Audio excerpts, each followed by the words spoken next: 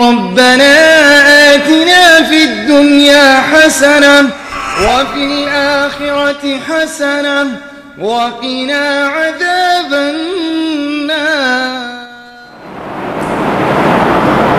معزز حاضرین جمعہ، اسلامی بھائیوں،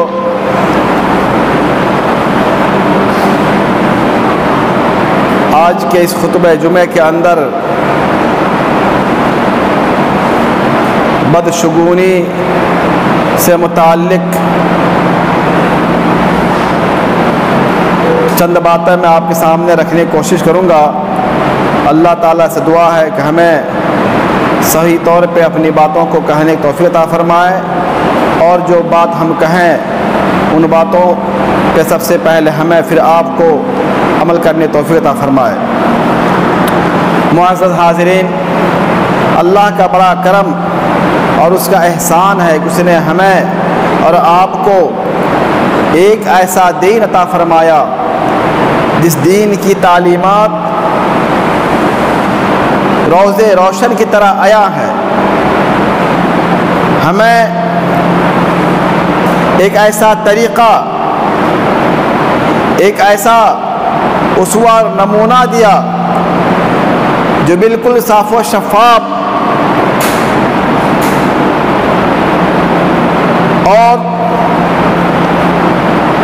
سورج کی روشنی کی طرح واضح اور روشن ہے، جس دین کے اندر نہ کوئی پیچیدگی ہے، نہ کوئی غموض ہے، نہ کوئی پگڈنڈی ہے، نہ کوئی اس طریقے کی چیزیں ہیں جو ہمارے سمجھ سے، ہمارے فہم سے باہر ہو۔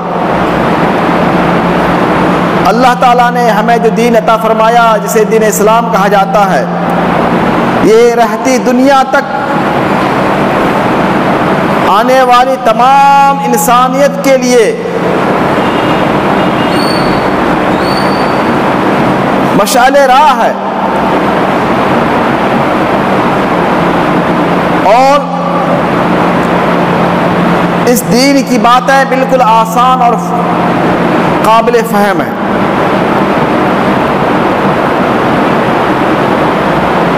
اللہ تعالیٰ نے ہمیں جو دین عطا فرمایا، یہ دین ہماری نجات کے لیے، ہماری کامیابی کے لیے دنیا آخرت میں کامران، فائز اور مرام کے ساتھ اپنی زندگی کو گزارنے کے لیے دین کافی تھا، اور یہ دین اللہ کے نبی جناب محمد رسول اللہ صلی اللہ علیہ وسلم کی زندگی ہی میں مکمل ہو گیا۔ الیوم اکملت لکم دینکم واتممت علیکم نعمتی ورضیت لکم الاسلام دینا، کہا کہ اللہ تعالیٰ نے اس دین کو مکمل کر دیا۔ اب اس دین کے اندر رائی کے دانے کے برابر بھی نہ کسی چیز کا اضافہ ہو سکتا ہے، نہ اس کی تعلیمات میں رائی کے دانے کے برابر بھی کسی چیز میں کمی کی جا سکتی ہے۔ یہ دین مکمل ہے، کامل ہے، لیکن بڑے افسوس سے کہنا پڑ رہا ہے کہ ہمارے پاس اتنی بہترین مشعل راہ، اتنی بہترین تعلیمات کے ہوتے ہوئے بھی آج امت مسلمہ طرح طرح کے خرافات، اوہام پرستی، بدعت، رسم و رواج، جاہلی عقائد و افکار و خیالات کا شکار ہو رہی ہے اور ہو گئی ہے۔ وہ عقائد و خیالات جو زمانہ جاہلیت کے لوگوں میں موجود تھی، جن عقائد کا، جن باطل افکار و نظریات کا مشرکین مکہ اور زمانہ جاہلیت کے لوگ پیروکار تھے، آج ہمارے اندر بھی وہی چیزیں لوٹ کے آ گئی ہیں۔ آج ہمارے اندر بھی ویسے ہی بدعت و خرافات، بناوٹی رسم و رواج، جاہلی عقائد و تصورات پنپ رہی ہیں، اور ہماری قوم، مسلم سماج، مسلم معاشرہ ان باتوں کا شکار ہو گئی ہے۔ جیسے کہ میں نے کہا کہ آج کے خطبے کے اندر جو ہماری بات ہوگی بدشگونی، بدفعالی یا نحوست سے متعلق انشاءاللہ میں چند باتیں قرآن و حدیث کی روشنی میں پیش کروں گا۔ یہ نحوست جس کو عربی میں شوم کہا جاتا ہے اور ہم لوگ اردو میں اس کو نحوست بھی کہتے ہیں، بدفعالی لینا بھی کہتے ہیں،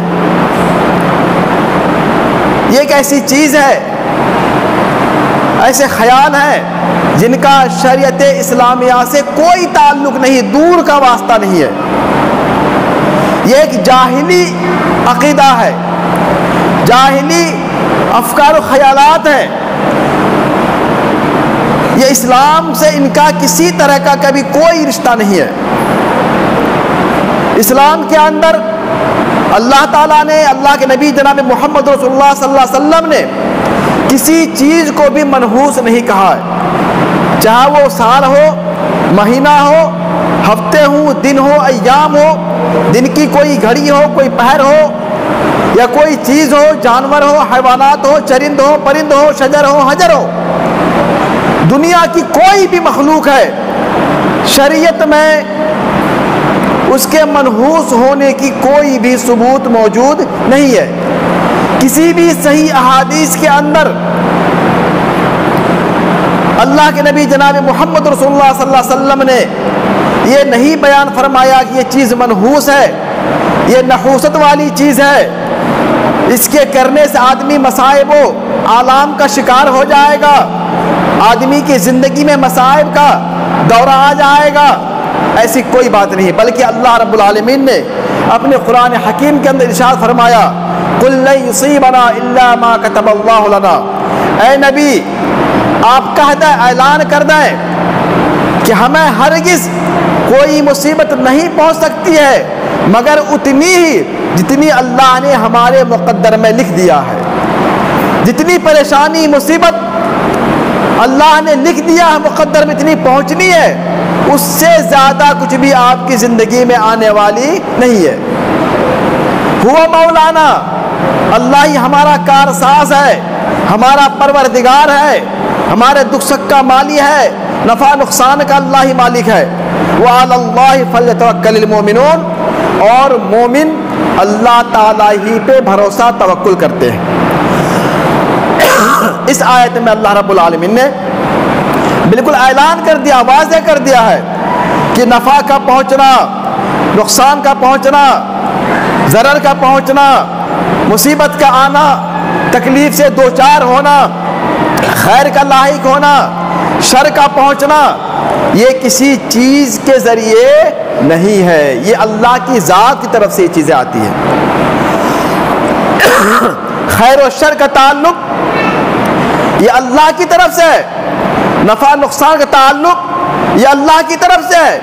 دنیا کی کسی چیز کے اندر بھی یہ طاقت نہیں ہے کہ اللہ کے حکم کے بغیر، اللہ کی اجازت کے بغیر کسی چیز کو کوئی چیز تکلیف پہنچا دے۔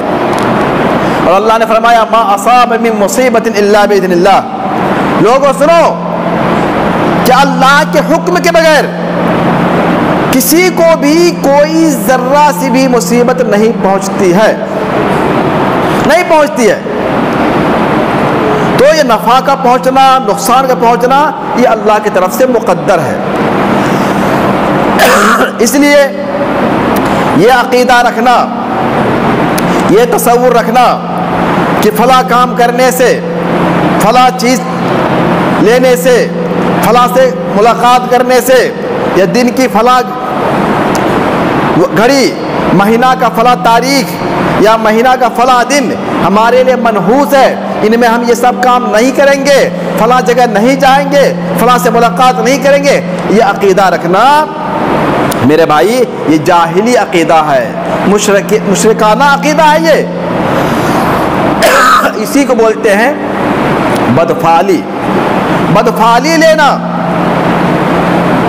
اور شریعت میں اللہ کے نبی جناب محمد رسول اللہ صلی اللہ علیہ وسلم نے بے شمار احادیث کے اندر اس بدفعلی کی، نحوست، کسی چیز کو ماننے کی تردید فرمائی ہے۔ اللہ کے نبی جناب محمد رسول اللہ صلی اللہ علیہ وسلم کی ایک حدیث ہے جس کے راوی ہے حضرت جابر رضی اللہ تعالیٰ عنہ، وہ فرماتے ہیں کہ اللہ کے نبی نے فرمایا لا عدوا ولا طیرہ، ولا حام ولا سفر ولا نوع ولا غول، کہ کوئی بیماری متعدی نہیں ہے. اور یہ بات میں کیوں بیان کر رہا ہوں آج؟ اس کی وجہ یہ ہے کہ جس مہینے سے ہم گزر رہے ہیں یہ سفر کا مہینہ ہے. یہ عربی تاریخ کا، عربی کیلنڈر کا یہ دوسرا مہینہ ہے سفر کا. ہمارے معاشرے کے اندر بہت سے مسلمان ایسے ہیں جو یہ عقیدہ رکھتے ہیں کہ سفر کا مہینہ منحوس مہینہ ہے. نعوذ باللہ، یہ مہینہ خیر و برکت سے خالی ہے. اس مہینے کے اندر کوئی اچھا کام نہیں کرنا چاہیے، شادی بیاہ نہیں کرنی چاہیے، تجارت نہیں کرنی چاہیے، دکان کی اوپننگ نہیں کرنی چاہیے. اس طریقے خیالات ہیں لوگوں کے اس مہینے کے سلسلے میں. اور اس مہینے سے جو پہلا مہینہ ہے شوال کا، اس کے بارے میں بھی لوگوں کا عقیدہ ہے شوال کے اندر شادی وغیرہ نہیں کرنی چاہیے، ورنہ وہ شادی ٹکے گی نہیں، ٹوٹ جائے گی. اس شادی کے اندر خیر و برکت نہیں ہوگی، وہ شادی فوراً کیا ہے اس کا بندھن ٹوٹ جائے گا. تو یہ عقیدہ ہے مسلمانوں کی، یہ عقیدہ ہے. اور یہ عقیدہ کس کا ہے؟ یہ عقیدہ ہے زمانہ جاہلیت کے کفار کا. زمانہ جاہلیت کے کفار کا عقیدہ ہے یہ کہ وہ لوگ اس مہینے کو منحوس سمجھتے تھے اور اس مہینے میں وہ لوگ کوئی اچھا کام کرنے کے لیے تیار نہیں ہوتے تھے. تو اللہ کے نبی جناب محمد رسول اللہ صلی اللہ علیہ وسلم نے احادیث کے اندر اس بات کی تردید فرمائی. آپ نے فرمایا لا عدوہ ولا طیرہ ولا حام ولا سفر، کہ لوگوں سنو، کوئی بیماری متعدی نہیں ہے. بیماری خود سے کسی کو لگ جائے اور پھر وہ بیمار ہو جائے، یہ بات درست نہیں ہے. چھوت چھات والی بیماری، بیماری کے اندر چھوت چھات کی صفت تاثیر نہیں ہے کہ ایک آدمی بیمار ہے اور اس کے بازو میں جا کے ہم بیٹھ گئے اور بیماری ہم کو لگ گئی، ہم بھی بیمار ہو گئے. یہ عقیدہ رکھنا درست نہیں ہے، کیونکہ بیماری خود سے مؤثر نہیں ہے. بیماری خود سے مؤثر نہیں ہے کہ بیماری خود سے کسی کو لگ جائے. تو اللہ، کیونکہ یہ عقیدہ زمانہ جاہلیت میں لوگوں کا تھا، تو اللہ نبی نے اس عقیدے کی تردید فرما دی کہ بیماری کے اندر تاثیر ڈالنے والا وہ اللہ کی ذات ہے، وہ اللہ کی ذات ہے. اگر کوئی عقیدہ رکھتا ہے کہ فلاں بیمار کے پاس ہم بیٹھیں گے ہم بھی بیمار ہو جائیں گے، تو یہ شرک ہے، یہ شرک ہے. تو اللہ نبی نے فرمایا لا عدوہ، بیماری متعدی نہیں ہے. ہاں یہ اللہ اس کے اندر تاثیر ڈالتا ہے تو وہ بیماری کسی کو لگ سکتی ہے، یہ بات ہے ممکن. لیکن یہ عقیدہ رکھنا کہ بیماری خود سے مؤثر ہے، یہ عقیدہ درست نہیں ہے. اور اللہ نے فرمایا ولا طیرہ، کہ لوگوں سنو، اسلام میں بدشگونی نہیں ہے، بدفعالی نہیں ہے کہ کسی چیز سے ہم بدشگونی لے لیں. جیسے آج کل زمانہ جاہلیت میں لوگ کرتے تھے، جب کہیں سفر پہ نکلتے، کچھ بھی کرتے، کوئی اچھا کام کرتے، جنگ میں جاتے تو فعال لیتے تھے وہ لوگ. ان کے بتوں کے نام پہ کچھ تیر رکھے ہوئے تیر چلاتے تھے، پرندے کو اڑاتے تھے. اگر پرندہ دایاں طرف اڑ گیا تو سمجھتے تھے ہمارا کام ہو جائے گا، اور اگر پرندہ بایاں طرف اڑ جاتا تھا تو سمجھتے تھے ہمارا کام نہیں ہوگا، ناکام ہو جائیں گے. وہ لوگ اس کام کو کرنے سے رک جاتے تھے. اسی بولتے ہیں بدفعالی لینا. جیسے آج کل ہمارے معاشرے کے اندر ہم لوگ کہیں جاتے ہیں، راستے بلی گزر گئی، کتا گزر گیا، کالی بلی گزر گئی، تو کہتے ہیں بلی نے راستہ کاٹ دیا، بلی نے راستہ کاٹ دیا، اب آگے نہیں بڑھنا ہے. اور کھڑے رہتے ہیں لوگ جب تک دوسرا آدمی اس راستے سے نہیں گزر جائے تب تک یہ آدمی گزرتا نہیں ہے. اسی بولتے ہیں بدفعالی لینا، بدشگونی لینا. یہ ہندوانہ عقیدہ ہے، یہ ہندوانہ عقیدہ ہے، اسلامی تعلیم نہیں ہے. یہ چیز ہندوؤں کے اندر ہے، اس کے اندر شگون لینا بولتے ہیں وہ لوگ. شادی جب کرتے ہیں وہ لوگ تو اپنے پنڈت کے پاس جاتے ہیں اور شادی کے لیے مہورت نکلواتے ہیں وہ لوگ کہ دیکھیے ہمارے بچے کی شادی کی شبھ مہورت کون سی ہے، مبارک گھڑی کون سی ہے، تو پنڈت کہتا ہے کہ فلاں تاریخ کو فلاں وقت میں شادی کے لیے شبھ مہورت ہے، چاہے وہ دن کی گھڑی ہو رات کا پہر ہو۔ اگر وہ پنڈت کہہ دے کہ رات کے 1 بجے 1:30 بجے آپ کے بچے کی شادی کی شبھ مہورت ہے تو وہ اسی وقت میں شادی کرے گا، وہ چونکہ ان کے عقیدہ بیٹھ گیا دل کے اندر کہ اگر اس گھڑی کے علاوہ کسی اور وقت میں شادی کرا دیں گے تو ہمارا بچہ مر جائے گا، شادی ٹوٹ جائے گی، ایسا ہو ویسا ہو جائے گا۔ اسی بولتے ہیں بدشگونی لینا۔ تو ہمارے معاشرے کے اندر بھی بہت سے لوگ بدشگونی لیتے ہیں، بلی گزر گئی راستہ کاٹ دیا تو آگے نہیں جائیں گے، واپس ہو جائیں گے اور کہیں گے آج کا جترا خراب ہو گیا، آج جترا کیا ہو گیا، خراب ہو گیا جترا، ہمارا کام نہیں ہوگا۔ دکان کر رہے ہیں صبح صبح، کوئی آدمی ادھار لینے آ گیا تو کہتا ہے ابھی بہنی بھی نہیں ہوئی ہے اور تو ادھار لینے آ گئے۔ ان کا عقیدہ کیا ہے، اگر ہم اس کو ادھار دے دیے تو پورا دن ہماری دکانداری ادھاری میں چلے گی۔ یہی ہے بدفالی لینا میرے بھائی، یہی بد عقیدگی ہے، بدشگونی ہے۔ اسلام میں اس کی کوئی حقیقت نہیں ہے۔ تو اللہ نبی نے فرمایا ولا طیرہ، اسلام کے اندر کوئی بدشگونی نہیں ہے، کوئی بدفعلی نہیں ہے، کوئی چیز منحوس نہیں ہے کہ اگر یہ چیز ہو جائے گی تو ہماری زندگی پریشانی آئے گی، مصیبت آئے گی، تکلیف آئے گی، ہمیں تکالیف دوچار ہونا پڑے گا۔ اسلام کے اندر اس کا کوئی وجود نہیں ہے۔ پھر اللہ نے فرمایا ولا ہام، الو کا بولنا اس کی بھی کوئی حقیقت نہیں ہے۔ یہ زمانہ جاہلیت کے عقیدے کے اللہ کے نبی نے تردید فرمائی تھی اور یہ عقیدہ آج ہمارے معاشرے کے اندر موجود ہے۔ اگر رات میں الو بول دے، کسی گھر کے اوپر آ کے چھت پہ چھپر پہ الو بیٹھ کے بول دے تو کہتے ارے الو بول دیا ہے، اور لوگ الو کو منحوس سمجھتے ہیں۔ الو پرندہ ہے، جانتے ہوں گے سب، جو دن میں نہیں نکلتا رات میں نکلتا ہو پرندہ، لوگ اس کو منحوس سمجھتے ہیں۔ اور کسی نے الو کو دیکھ لیا، رات میں الو بول دیا تو کہتے ہیں لگتا ہمارے گھر پہ کوئی مصیبت آنے والی ہے، گھر پہ کوئی مصیبت آنے والی ہے، کوئی تکلیف سے ہمیں پہنچنے والی ہے۔ پھر اس کے لیے وہ کیا کرتے ہیں، اور مولوی صاحب کو بلاؤ، قرآن خوانی کراؤ، دعا کراؤ، یہ گھر باندھو، وہ پانی پڑھاؤ، یہ پڑھاؤ، وہ پڑھاؤ، اور شروع کر دیتے کاروبار۔ تو یہ عقیدہ کب کا ہے؟ یہ اللہ کے نبی جناب محمد رسول اللہ صلی اللہ علیہ وسلم نے اس عقیدے کی تردید فرمائی ہے۔ اور یہ عقیدہ کب کا تھا؟ یہ زمانہ جاہلیت کے لوگوں کا تھا۔ اللہ نے فرمایا ولا ہام، الو کا بولنا، الو گھر پہ بیٹھنا، الو کا دکھ جانا، یہ منحوس نہیں ہے، یہ نحوست والی چیز نہیں ہے۔ تو اگر آج ہم بھی عقیدہ رکھتے ہیں، کوئی ہمارا عقیدہ بھی کافروں کا عقیدہ ہو گیا میرے بھائی۔ ہمارا عقیدہ بھی، ہمارے خیالات بھی، ہمارے افکار و نظریات بھی کس سے میل کھا رہے ہیں؟ کافروں کے عقائد سے، مشرکین مکہ کے عقائد سے۔ اور پھر اللہ نبی نے فرمایا ولا سفر، لوگوں سفر کا مہینہ منحوس نہیں ہے۔ جو تم یہ عقیدہ رکھتے ہو کہ سفر کے مہینے میں شادی بیاہ نہیں کریں گے، فلاں کام نہیں کریں گے، بزنس نہیں کریں گے، یہ عقیدہ بھی غلط ہے، یہ عقیدہ بھی کیا ہے؟ مشرکانہ عقیدہ ہے۔ اور اللہ نے فرمایا ولا نو، یہ عقیدہ اور ہے۔ اور ہمارے معاشرے میں لوگ اس کا خوب خیال رکھتے ہیں۔ نو مطلب ستارے کے اندر تاثیر نہیں ہے، اس کی وجہ سے بارش ہو۔ زمانہ جاہلیت میں لوگ یہ عقیدہ رکھتے تھے کہ فلاں ستارہ جب فلاں منزل پہنچے گا تب بارش ہوگی۔ جیسے آج کل ہم لوگ بولتے ہیں نا، ہمارے کلیہ برادری میں بولتے ہیں ہتھیا، ایک بارش ہے ہوتی ہے ہتھیا بارش، ابھی آنے والی ہے، درگا پوجا کے موقع سے ہوتی ہے۔ ہتھیا بارش کب ہوگی؟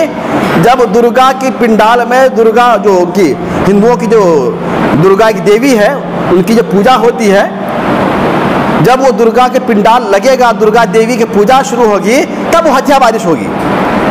ہندوؤں کا عقیدہ ہے، مسلمانوں کا بھی عقیدہ ہے، اور مسلمان بولتے ہیں دھڑلے سے، کبھی ہتھیا بارش کہاں بھی ہے؟ ابھی تو پوجا باقی ہے، دسہرہ باقی ہے، پھلا باقی ہے۔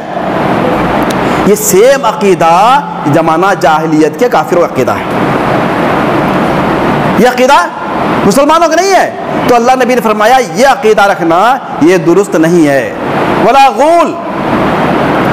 اور اللہ نبی نے فرمایا یہ عقیدہ رکھنا کہ فلاں آدمی مر جاتا ہے اور اس کی روح بھوت بن کے آتی ہے, لوگوں کو ڈراتی ہے, گھر میں گھومتی ہے, یہ عقیدہ بھی درست نہیں ہے.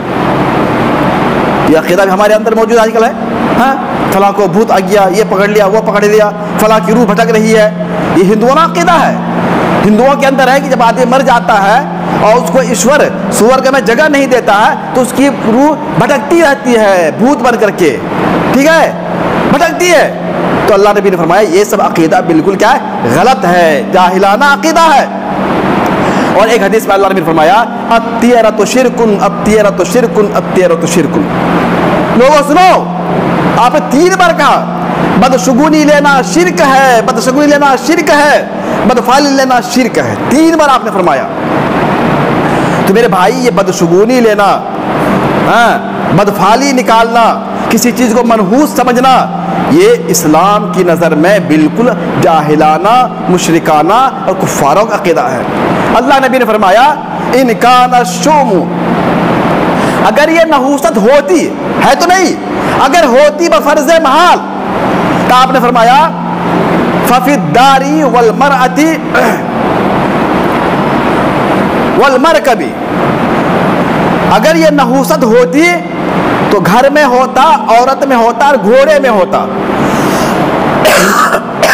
اگر دنیا میں کوئی چیز منحوس ہوتی تو گھر ہوتا, بیوی ہوتی اور گھوڑا ہوتا, سواری ہوتی. لیکن اللہ تعالیٰ نے کسی چیز کو منحوس نہیں بنایا. جب قرآن میں ہے وَإِن مِّن شَيْءٍ إِلَّا يُسَبِّحُ بِحَمْدِ رَبِّهِ, کہ دنیا میں جتنی چیزیں ہیں,